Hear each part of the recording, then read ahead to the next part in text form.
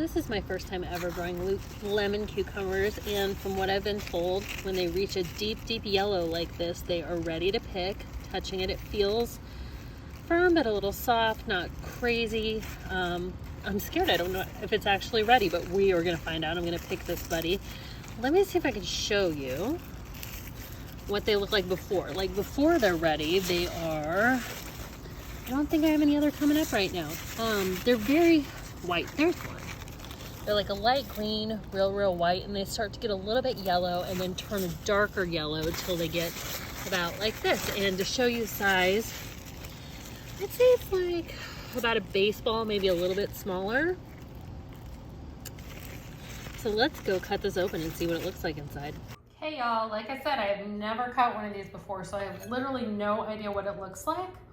I will tell you though that since I picked this one, things have been going nuts. Like I have a ton of lemon cucumbers out there now.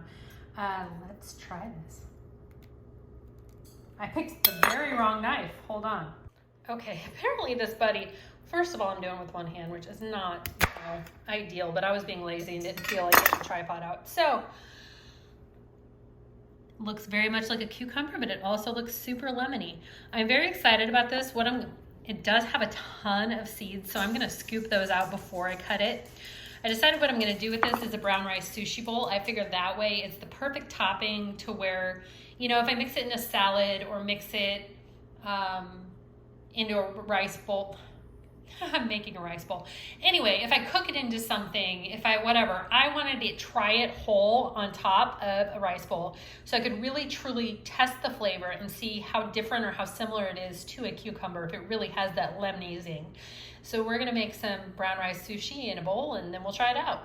Okay, so all I did was cook this brown rice, and I am notorious for overcooking it, so I stopped it and let the rest of the liquid soak out. The best part about sushi bowls is you can do anything that you want, and sushi for vegetarians is so freaking limited. Like in Omaha, there were a couple places that really had some great vegan vegetarian sushi. Here in Louisiana, all I found is literally cucumber rolls and avocado rolls. Not even sweet potato, nothing interesting. So doing a bowl, I can do whatever I want, and I can add avocado, I can add roasted butternut squashed and tempeh, which is what I'm gonna do. But really the sushi rice is what hooks you. It's so good, and it's actually way simpler than you would think. Now, I don't measure anything, so sorry. To give you reference, I did look at a recipe and it said 2 cups of rice, which would cook up to about 4 is 3 ounces. So I'm guessing I need about 1. I don't know, I'm winging it. I like a lot of vinegar.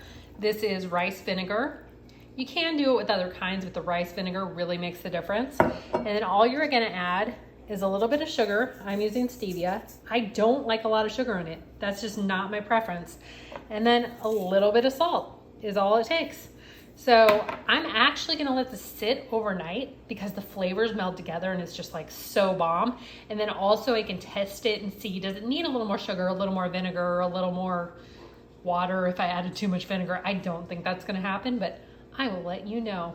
Let's try the sushi rice and see what we're working with. Like I said, I let it sit overnight so the flavors could, meld together, but I'm still stirring it here just to get it going. And yes, I'm eating out of a giant bowl of rice by myself because I live by myself and I'm the only one eating it.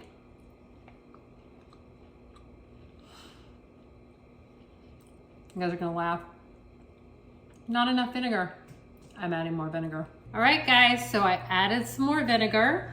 I dished this up in a bowl. Doesn't look too exciting now, but I'm excited. So I had some roasted butternut squash and some avocado in the freezer, which I defrosted, which yes, obviously fresh would be much better, but I kind of wanted to use this stuff up because I had it in the freezer. So there you go. And then in my fridge, I had some tempeh that I cooked. And the way I do that is I just boil that for about 20 minutes to get off some of the bitterness. And then I pan fry it with some cooking spray. And then edamame, which is very much a go-to for me. See, you guys, isn't this like so much more exciting than only avocado or cucumber being like literally the only sushi options? No fun, no fun. Okay, so next I'm gonna do, sorry Japan, this is super American, I'm gonna do some whipped cream cheese in this buddy, and it's gonna be delicious. Sorry, but it is. And next, we're gonna do, I have a little bit, you know I love my hungry root. You can watch the reviews up there. A little bit of the ginger sesame sauce. Just a little drizzle. It's pretty strong, so you don't need a ton by any means. And then finally, the star of our show is the lemon cucumber. I definitely wanted to do it on top because I really want to give this buddy a fair shot and find out what he actually, you know what? Hold on. Funny thing about this, I'm not a huge cucumber fan. Like, I'm not somebody who will just sit around and eat cucumbers plain. Love pickles, and I'm actually probably gonna try to make pickles out of these because I've had a ton more lemon cucumbers come up since I picked the first one, but let's try it plain.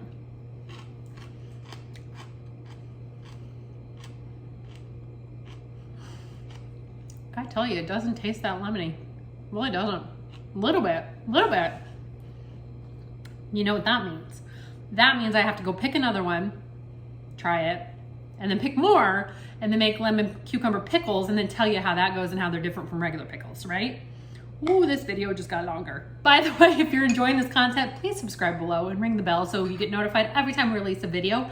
Loving doing this garden stuff, and there's anything you want to see, anything about anything meatless, like you don't have to be a vegetarian, I don't care, let me know.